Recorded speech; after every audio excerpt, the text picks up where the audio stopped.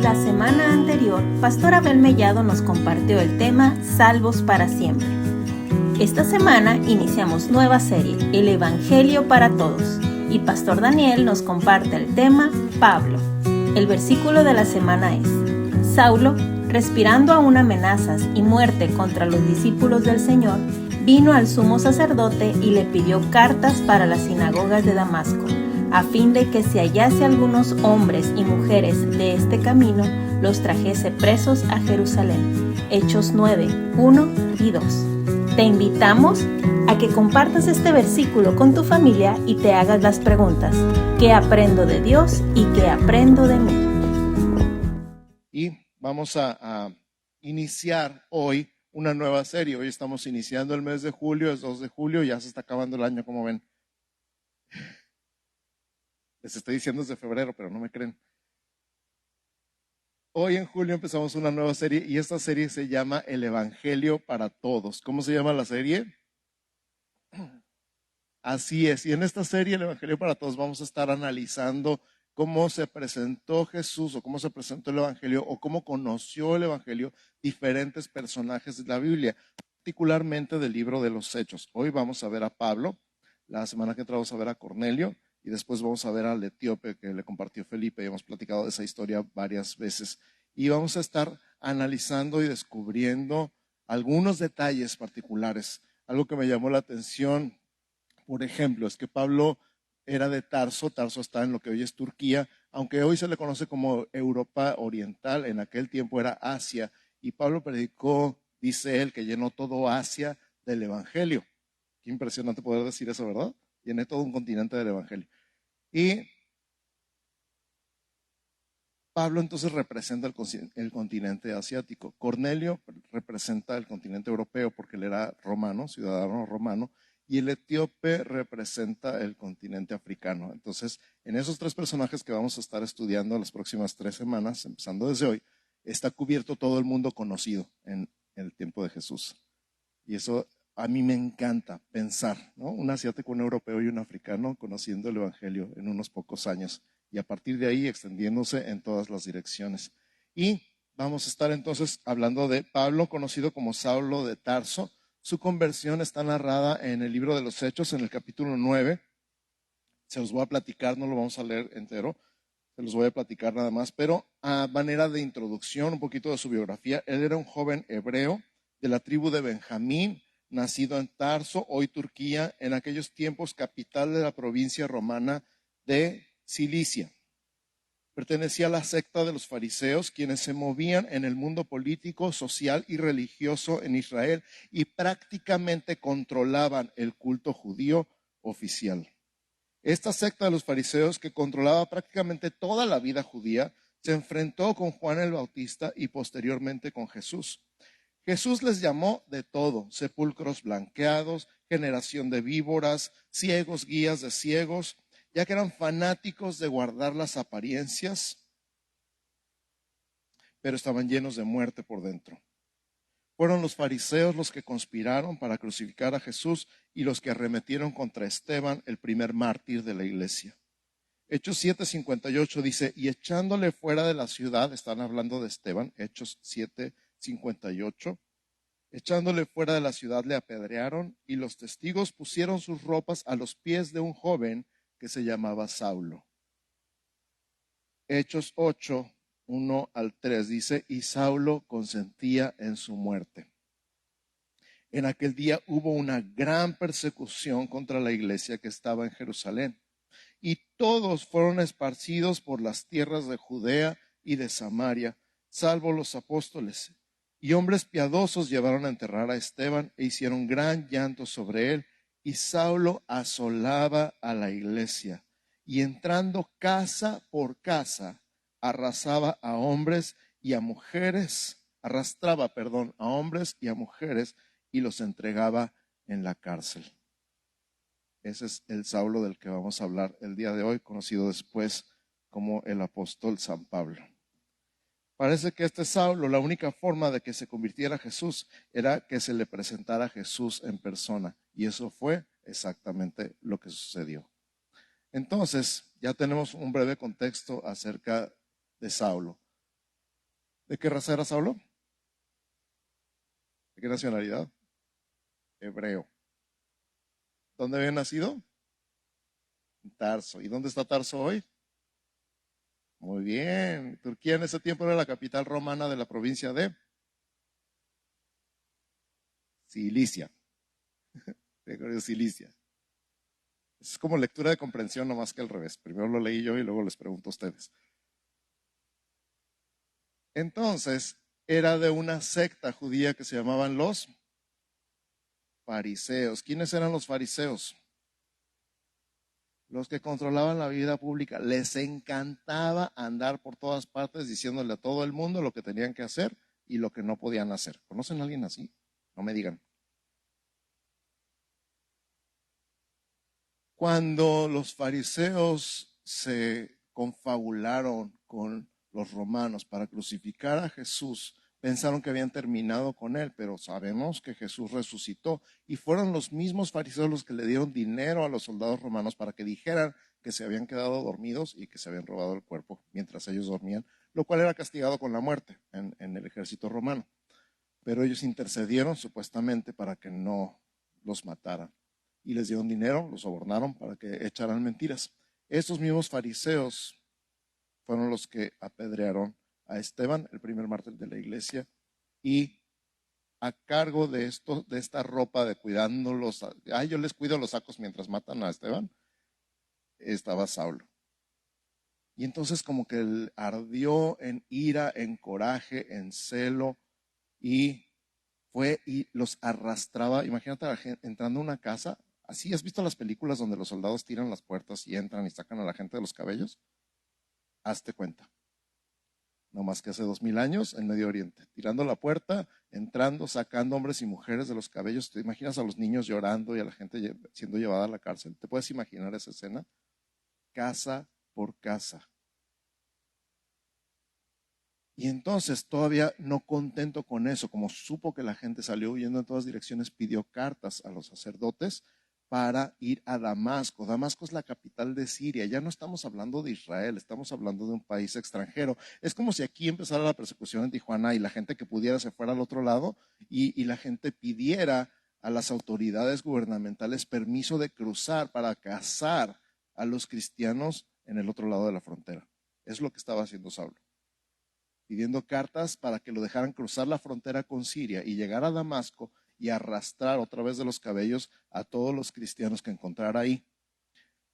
Dice a los de este camino, a todos los que encontrara de este camino, y dice camino con mayúscula. Ahí en el 9. Me encanta porque en el siguiente versículo dice, mas yendo por el camino, les rodeó un resplandor de luz del cielo. Entonces, primero camino con mayúscula y luego camino con minúscula. Los de este camino se está refiriendo a algo muy particular y no se refiere a la carretera, se refiere a alguien que es el camino. Ahora ustedes díganme, ¿quién es el camino? Ay, qué bueno que saben, me da mucho gusto que sepan. Jesús dijo, yo soy el camino y la verdad y la vida, y nadie viene al Padre si no es por mí. Entonces, cuando hablamos del camino número 1, hablamos de Jesús. Juan 14:6, Jesús les dijo, yo soy el camino y la verdad y la vida. Nadie viene al Padre si no es por mí. Pero también hablamos de un estilo de vida. Un estilo de vida es un camino. Segunda de Reyes, por ejemplo, capítulo 21, verso 22. Segunda de Reyes 21, 22 dice, y dejó a Jehová, el Dios de sus padres. Está hablando de uno de los tantos reyes de Israel. Y no anduvo en el camino de Jehová. ¿Qué se refiere con andar en el camino de Jehová? Se refiere a una forma de pensar, de hablar y de comportarse. Se refiere a un estilo de vida. Nuestro estilo de vida es nuestro camino. Y toda la Biblia, el Antiguo y el Nuevo Testamento, nos hablan de una forma de vivir como un camino. Por ejemplo, en Proverbios hay un proverbio que dice, hay camino que al hombre le parece derecho, pero su final es camino de muerte. ¿Lo han leído? Entonces, ¿qué está hablando? ¿De un camino físico? No, está hablando de nuestro estilo de vida. Entonces, Jesús es principalmente el camino. Y aquí es donde quiero conectar esto. Pero Jesús no nada más es el camino al cielo. Jesús es el camino por el resto de tu vida. Jesús es una forma de vida. Jesús es un estilo de vida. Cuando hablaba de estas personas, hablaba de aquellas personas de este camino. No hablaba nada más de personas que habían creído en Jesús como el camino, sino que estaban viviendo a Jesús. Qué impresionante. Piensa por un instante, ¿has pensado o habías pensado antes que Jesús es un estilo de vida? Que, ay, pues yo ya soy creyente, ya voy al cielo, el resto de mi vida no importa qué haga con ella. O es que Jesús me salvó, Jesús me cambió, Jesús me transformó y toda mi vida es diferente ahora que conocí el camino. ¿Sí? Fíjate, entonces andar, por ejemplo, en la Biblia también se refiere a comportamiento. En el Nuevo Testamento encontramos andar como es digno en Efesios 4. Andar como hijos de luz en Efesios 5. Nos habla de andar, de comportarnos de cierta manera. ¿Cómo? De acuerdo con Jesús. De acuerdo con su palabra, un estilo de vida nuevo y diferente, totalmente distinto a como vivías antes. ¿Por qué? Porque Jesús es el camino. Él es el camino al Padre, pero este camino por el que vamos a caminar por el resto de nuestra vida. Camino con mayúscula. En el camino se encontró a Jesús, con minúscula. Interesante, ¿no? En el camino se encontró con el camino en persona. Entonces, cuando Pablo se refiere a hallar hombres o mujeres de este camino, no se refiere solamente a creyentes, sino a discípulos. Vamos a ponerlo de esta manera. Cuando dice que buscaba personas de este camino, no se refiere solamente a creyentes, sino a discípulos de Cristo. ¿Cuál es la diferencia entre un creyente y un discípulo?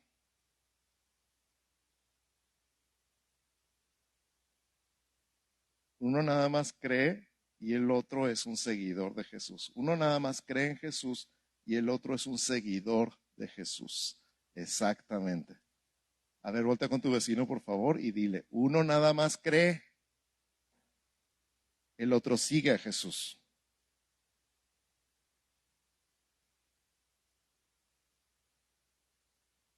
Les iba a decir que se preguntaran, pero me da miedo. Mejor no.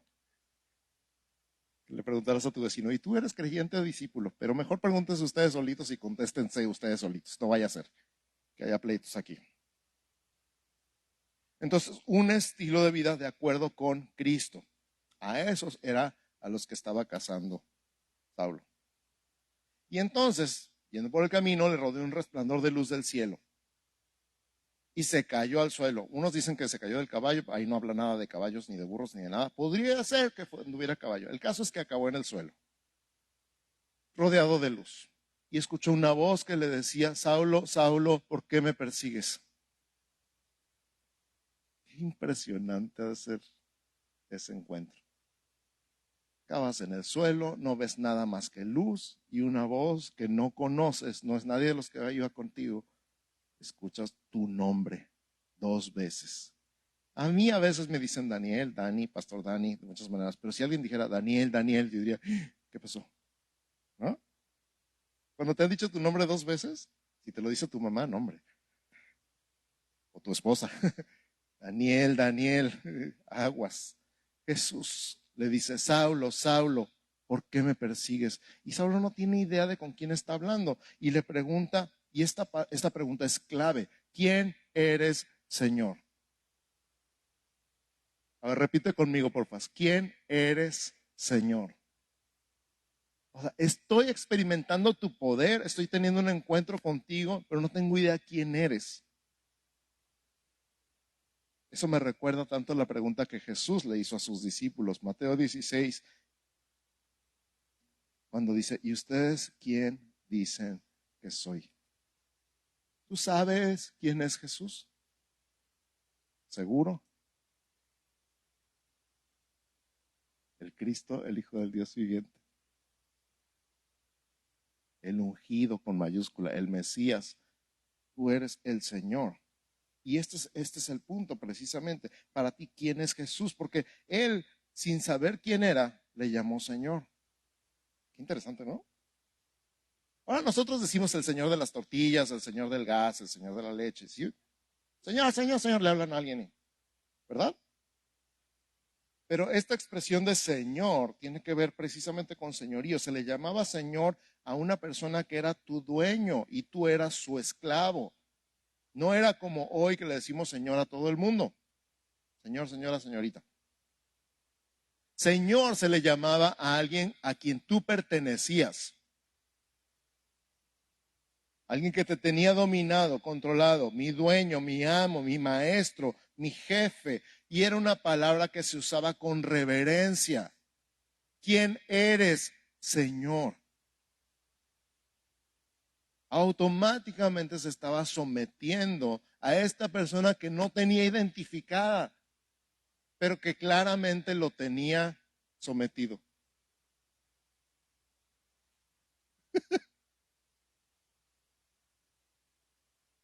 Como en las luchas, cuando lo tumba y lo pone de espalda al suelo y ya no se puede mover y tiene que tocar para que lo liberen de la llave.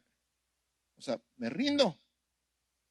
Y Pablo estaba diciendo eso. No sé quién eres, pero me rindo. ¿Quién eres, Señor? Me pregunto, ¿qué habría pasado si Saulo hubiera tenido un encuentro tan poderoso con Jesús, pero no le hubiera llamado Señor?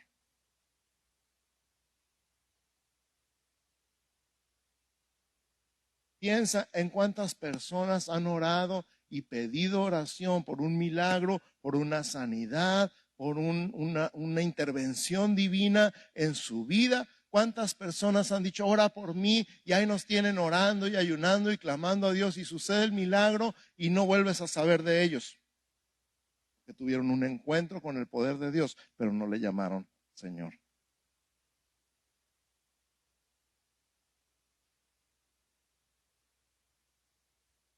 ¿Te acuerdas aquellos leprosos que fueron sanados? Eran 10 y nomás regresó uno a dar las gracias. Y Jesús dijo, no fueron 10 los que fueron sanados. Él sabía que 10 habían sido sanados. ¿Cómo es que nomás es? Y además no era judío.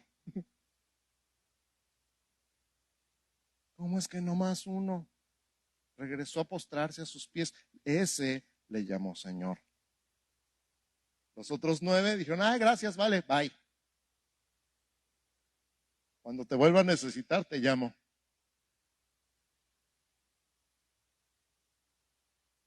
Tantas personas que ven a Jesús como Santa Claus, que creen que le pueden pedir todo lo que quieran.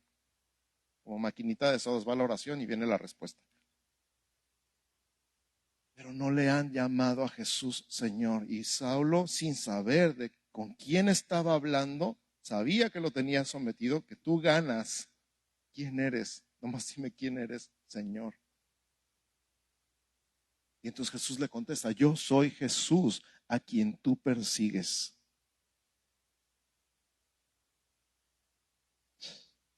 En 1 Corintios 15 dice que Pablo está contando que Jesús apareció, como resucitó, apareció a muchísima gente. Y dice, y al final de todos, como un abortivo, me apareció a mí. Está hablando de este encuentro, Hechos 9. Y todavía le dice, dura cosa te es dar cosas contra el aguijón. No tengo mucho tiempo para hablar de eso, pero el aguijón es una cosa con picos que se le ponía a las vacas o a los bueyes en los arados para que no patearan para atrás. Se les ponía un aguijón. Y dar cosas contra el aguijón era patear para atrás y pegarse solito, encajarse esos picos en las patas. Pocas palabras. Estaba diciendo algo así como, no seas animal. Estás dañando solo.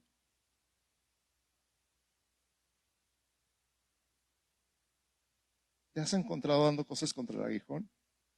Dándole patadas y dañándote tú solo. Y entonces la respuesta de Pablo a esta revelación, yo soy Jesús a quien tú persigues. Ya deja de dar patadas. Es, Señor, ¿qué quieres que yo haga? La segunda pregunta y el segundo punto, tercer punto ya en este mensaje es, Señor, ¿qué quieres que yo haga? A ver, di conmigo, por favor, Señor, ¿qué quieres que yo haga? A ver, dilo otra vez. Cierra tus ojos y di, Señor, ¿qué quieres que yo haga? ¿Cuántas veces has hecho esta oración comparada con las veces que has dicho, Señor, dame, quítame, ponme, cámbiame, arréglame, sáname, dame dinero, dame sabiduría, te lo llevas o te lo mando? En proporción, ¿cómo van esas oraciones? De Señor, haz lo que yo digo, contra Señor, ¿qué quieres que yo haga? ¿Cómo va la proporción en tus oraciones?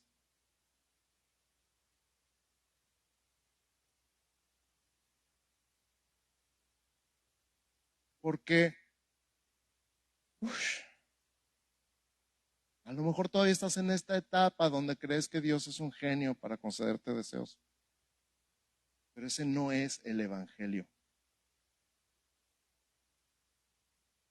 El Evangelio es tener un encuentro poderoso con Jesús. Y cuando tienes ese encuentro con Jesús, lo primero que haces es llamarle Señor. O sea, me rindo, tú mandas. Ahí te conviertes en creyente. Cuando dices, Señor, ¿qué quieres que yo haga? Te conviertes en discípulo.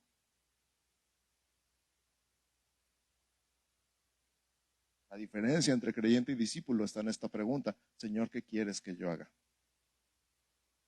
Y acuérdate que estamos hablando de un fariseo. ¿Te acuerdan quiénes eran los fariseos?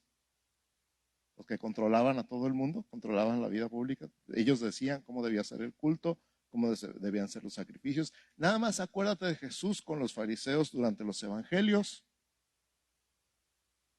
Uno de mis pasajes favoritos para ilustrar cómo era un fariseo era cuando Jesús sanó a un paralítico y le dijo, levántate, toma tu lecho y vete a tu casa. Y era día de reposo. Y entonces los fariseos dijeron, no tienes permiso de cargar tu lecho.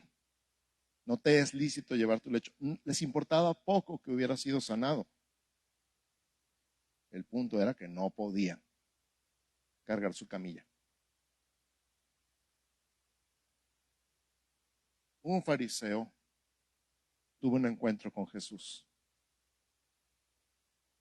Y este fariseo que le encantaba controlar todo, preguntó por primera vez a lo mejor en su vida, Señor, ¿qué quieres que haga?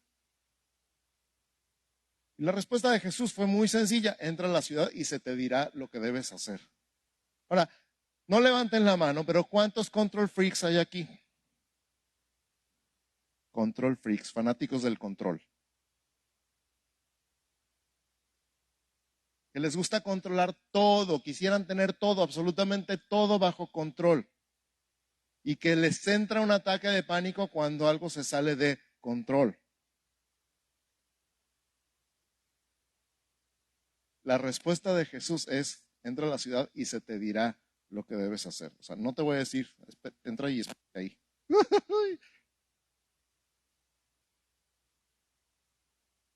Espera instrucciones. ¿Cuánto tiempo? Tú espérate ahí.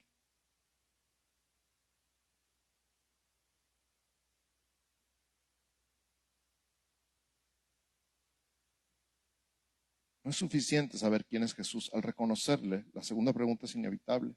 Es más, Lucas 6:46. Si estás tomando notas, Lucas 6:46. Jesús mismo dice estas palabras. ¿Por qué me llamáis Señor, Señor, y no hacéis lo que yo digo? ¿Por qué me llamáis Señor, Señor, y no hacéis lo que yo digo? Vamos al contexto otra vez de Señor. Esta palabra griega, Kyrios, quiere decir entonces dueño, amo, maestro. Cuando estamos diciendo Señor, Señor, estás diciendo Señor, mi dueño, mi amo, mi jefe, mi rey. ¿Qué quieres que haga? Y luego te dice qué hacer.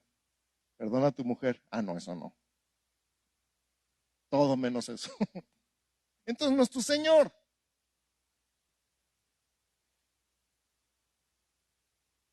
¿Qué quieres que haga? Deja de ver eso. Ay, no, no puedo. Entonces no es tu Señor. ¿Qué quieres que haga? Ama, perdona, bendice al que te maldice. No puedo, no quiero. Entonces no es tu Señor. ay, pastor, ¿esto es el evangelio? ¿Tú qué crees? Jesús es tu Salvador, pero también es tu Señor. Por eso estamos tan preocupados porque entiendas la diferencia entre un creyente y un discípulo. Que si vas llegando y estás conociendo a Jesús apenas y estás aprendiendo a creer en Él, qué padre, bienvenido, felicidades, que conozcas a Jesús, porque Jesús es real y Jesús te ama. Jesús murió por los pecadores. Él pagó con su sangre por tu vida. Él es tu Salvador, pero Él es el Señor con mayúscula. Él es el que manda en nuestra vida. Y hay mil cosas, mil cosas. La pregunta de Jesús es válida. ¿Por qué me llamas Señor si no haces lo que te digo? Recordemos que Saulo era fariseo, como había dicho hace rato, y Jesús conocía a los fariseos. Lucas 11:46, Él dijo, ay de vosotros también. Estaba hablando con un grupito que se juntaban, se combinaban los tres, los fariseos, los escribas y los intérpretes de la ley. Ay de vosotros también, intérpretes de la ley, porque cargáis a los hombres con cargas que no pueden llevar, pero vosotros ni aun con un dedo las tocáis. Repito, ay de vosotros también, intérpretes de la ley, porque cargáis a los hombres con cargas que no pueden llevar, pero vosotros ni aun con un dedo las tocáis. Los fariseos les encanta decirle a todo el mundo lo que tienen que hacer y lo que no tienen que hacer, pero ellos no lo hacen. ¿Conoces a alguien así? No lo señales, y menos si lo tienes sentado al lado. No hagas caras, no voltees los ojos. No le hagas así.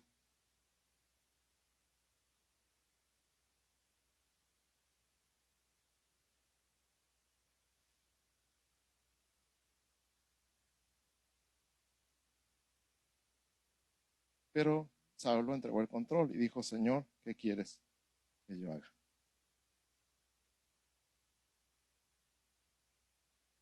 Así que número uno, Jesús es el camino. ¿Estamos de acuerdo? Repite conmigo, Jesús es el camino. Y eso se refiere no nada más al camino al cielo, sino todo el camino, de aquí hasta que lleguemos al cielo. Número dos, la pregunta, ¿quién eres, Señor? ¿Conoces a Jesús? Él es el Señor.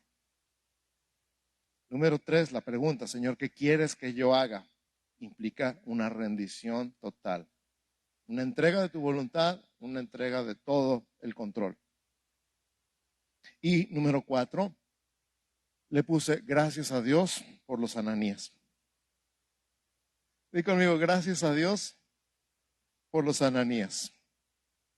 Continuando con la historia de Hechos 9, está Pablo entonces, Saulo, perdón, todavía no le llamamos Pablo. Saulo está, aparte de todo, cuando se acabó el episodio de este encuentro con Jesús y de esta luz brillante y de esta voz que le dijo, Saulo, Saulo, ¿por qué me persigues? Cuando se acaba todo, resulta que está ciego. Y entonces lo tienen que meter de la mano a la ciudad y lo llevan a una casa y pues esperar. Entonces él decide ayunar, porque los fariseos son expertos en ayunar.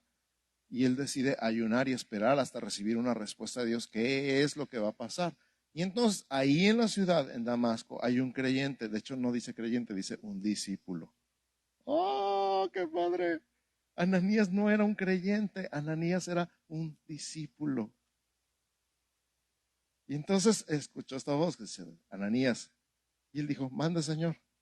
En pocas palabras, versión 2023, mande. Por cierto, ¿por qué decimos mande? Ordene, diga, mande. O sea, el Señor manda, ¿ok? Ananías, mande. Ve a la calle que se llama derecha. Me encantan los detalles con Dios.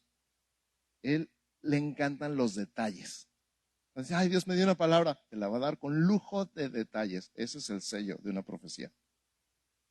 Ve a la calle que se llama derecha y busca en casa de un fulano que se llama Simón, que además es curtidor, a un hombre que se llama Saulo. O sea, nombre y dirección, ¿ok? porque él ora y ha visto en visión a un hombre que se llama Ananías, que va a llegar a orar por él para que reciba la vista. Ahora, todo el mundo sabía quién era Saulo. Saulo se había convertido en la policía internacional, en el azote de los cristianos dentro y fuera de Israel. Todo el mundo sabía quién era Saulo. Y entonces Ananías es así como, ¿puedo hacer una pregunta? ¿Tú qué harías? ¿Tú qué harías? ¿Podría repetir la instrucción? ¿Tú qué harías? O sea, ve a poner en riesgo tu vida. Ve a la colonia más peligrosa de Tijuana y busca un matón conocido que está escondido en la casa que está arriba de una corona. ¿Y tú, seguro? Ananías dijo, Señor, este hombre es famoso porque está persiguiendo a tu iglesia y está metiendo a los santos a la cárcel y está haciendo destrozos en tu iglesia. Y el Señor le contesta, ve, porque instrumento escogido me es este. Gracias a Dios por los Ananías, porque sigue habiendo Ananías el día de hoy, déjame decirte. Y sin los Ananías no conoceríamos a los Pablos.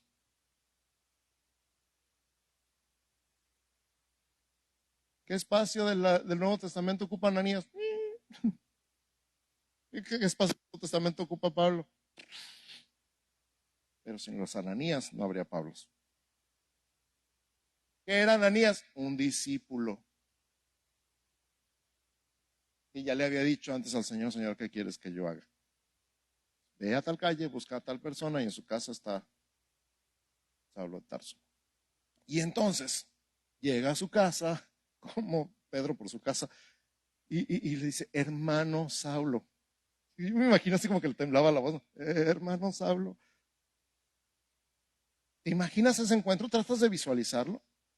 Un discípulo completamente desconocido llegando a la casa donde estaba alojado el matón más conocido y empieza por llamar hermano, así como para estar seguro, ¿no? ¿Qué pensarías tú, hermano de Drácula? ¿Cuál hermano? Pero hermano Saulo, el Señor Jesús que te apareció en el camino, ¿verdad que sí te apareció? ¿Verdad que sí? Me ha enviado. Qué palabras más poderosas. Señor Jesús que te apareció en el camino me ha enviado para que recibas la vista y seas lleno del Espíritu Santo.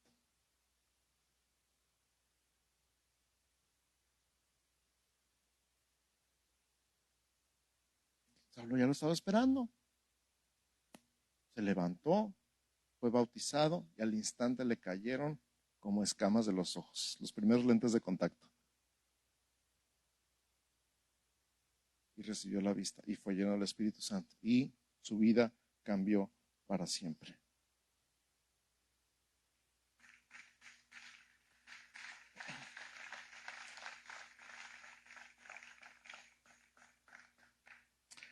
Vamos a las conclusiones. Conclusión número 1. Dios ama a los fariseos. Dios ama a los fariseos. ¿Sigue habiendo fariseos el día de hoy? Por supuesto que sí. Un fariseo es una persona que conoce la palabra, pero no la vive. Un fariseo es alguien que pone pesadas cargas a los demás, pero él no las lleva. Un fariseo es alguien que se preocupa por su imagen pública, pero no por su alma. Dios ama a los fariseos.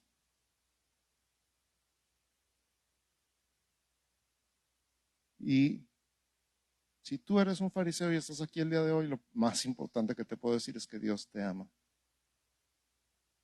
Dios te ama. Conclusión número 2. Los fariseos necesitan un encuentro con Jesús. Los fariseos necesitan un encuentro con Jesús. Un encuentro real, un encuentro genuino, un encuentro que les tire sus argumentos. Conocer a Jesús y llamarle Señor, dueño, amo, maestro. Tirar a la basura sus planes y decir, Señor, ¿qué quieres que haga?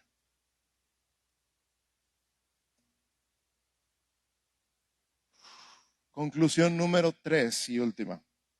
Los fariseos necesitan un encuentro con la iglesia. Los fariseos necesitan un encuentro con la iglesia. Todo Saulo necesita un Ananías. Todos los fanáticos religiosos, fariseos, legalistas, etcétera, cuando tienen un encuentro con Jesús, van a necesitar un Ananías cerca. ¿Quién es un Ananías? Ya lo dije, un discípulo, alguien que no los juzgue, alguien que no los rechace, alguien que no les tenga miedo, que simplemente les digan, el Señor que se te apareció en el camino me ha enviado. Así que déjame decirte y retarte el día de hoy con esta palabra. Si no eres un Saulo, eres un Ananías. Si no eres un Saulo, eres un Ananías. Te voy a poner en una de dos posiciones y escoge tu lugar. Y pregúntate a ti mismo, ¿soy un fariseo o soy un discípulo? Cierra tus ojos. Soy un fariseo preocupado por mi vida pública, pero no por el estado de mi alma. Soy un fariseo que me encanta juzgar y criticar y condenar y controlar. Soy un fariseo que conoce la palabra, pero no conoce a Jesús en persona.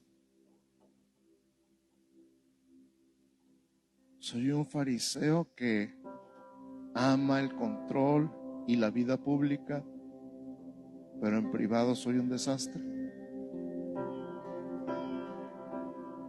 Necesitas, te urge un encuentro con Jesús. Un encuentro real con Jesús que cambie tu vida para siempre.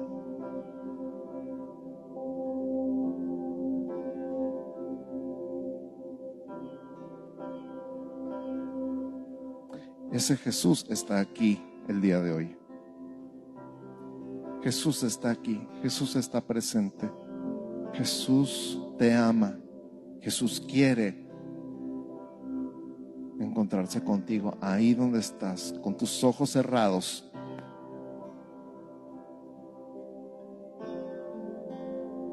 Conoces la palabra, pero no conoces al autor de la palabra. Y hoy está aquí y quiere tener un encuentro contigo. Así que cierra tus ojos y empieza a llamarle, a llamar su nombre, Jesús. Y ahora, iglesia, que el Señor te bendiga y te guarde.